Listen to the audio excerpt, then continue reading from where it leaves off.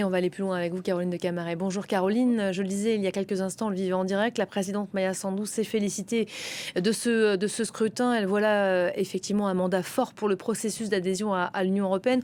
On les entend, hein, les chancelières européennes depuis ce matin, se réjouir, se féliciter. C'est une bonne nouvelle. Alors c'est déjà un grand ouf de soulagement parce qu'on croyait que c'était possible qu'il y ait un résultat inverse, qu'il y a eu quand même une intense campagne de désinformation avant et même pendant le scrutin.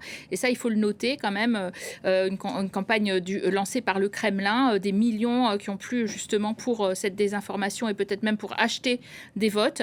Mais c'est une victoire, mais une petite victoire quand même, 50% des voix. Ça lui assure à Maya Sandu et son camp pro-occidental une courte majorité à l'Assemblée. Il va falloir qu'il n'y ait pas d'achat de voix de députés, en effet, pour les débaucher de ce parti pro-occidental. En face, elle a en plus un bloc électoral patriotique qui est très remonté et qui va essayer de l'emporter dans les rues. Mais en attendant, ça a été un laboratoire de la désinformation russe, cette petite Moldavie qui a beaucoup de points communs avec l'Ukraine. D'ailleurs, c'est un pays qui est contigu de l'Ukraine, avec cette région, la Transnistrie, qui est clairement pro-russe. Et bien avec ses 2,4 millions d'habitants et puis des immigrés aussi qui ont voté, eh bien elle a réussi à pousser ce récit européen et de dire que c'était là le vrai avenir de l'Union européenne, Maya Sandu. Donc d'un certain point de vue, oui, c'est une victoire. Elle a un score moins important qu'en 2021, mais elle pense pouvoir tout de même diriger ce pays, choisir son Premier ministre et aller sur cette voie européenne. On entend quand même beaucoup de prudence dans la voix des observateurs parce qu'effectivement, il y a aussi un contexte social très, très compliqué, une situation économique préoccupante qui était d'ailleurs au cœur de la campagne.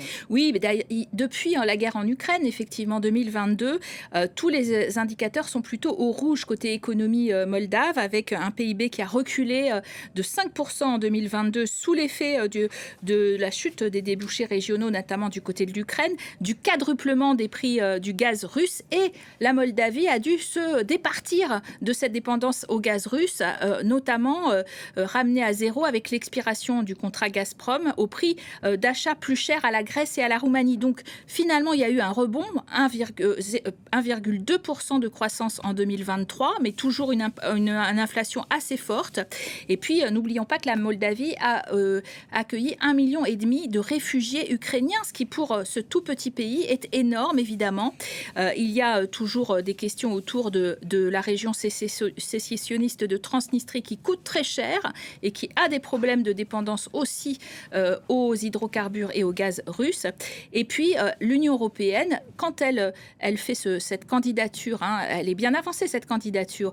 En novembre, on va ouvrir les 35 chapitres de négociation. Il faut savoir qu'elle délivre des fonds de pré-adhésion. Et donc, elle a fait un vrai plan Marshall en direction de la Moldavie, 2 milliards d'euros pour 2024-2025.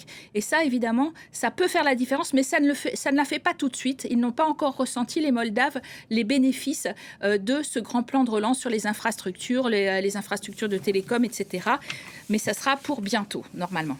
Un mot peut-être, Caroline, des ingérences russes dont on parle beaucoup aujourd'hui, de la guerre hybride qui ont impacté quand même le pays, la Moldavie qui est loin d'être une exception en Europe aujourd'hui. Oui, c'est-à-dire que c'est dans un contexte finalement de guerre totale hybride de la Russie contre l'Union européenne. Et ça, c'est beaucoup plus clair depuis quelques semaines avec la multiplication des drones au-dessus des territoires de la Pologne, de l'Estonie, de l'Allemagne et du Danemark, beaucoup, qui a dû effectivement interdire ses vols de drones civils aujourd'hui, avec finalement la présence de ces drones mystérieux. Et puis, il faut savoir que l'OTAN a aussi renforcé sa vigilance en mer Baltique parce qu'on voit bien que Moscou a déclaré a essayé, rejette fermement effectivement toute accusation, mais les Danois maintiennent. La première ministre a pointé du doigt la Russie.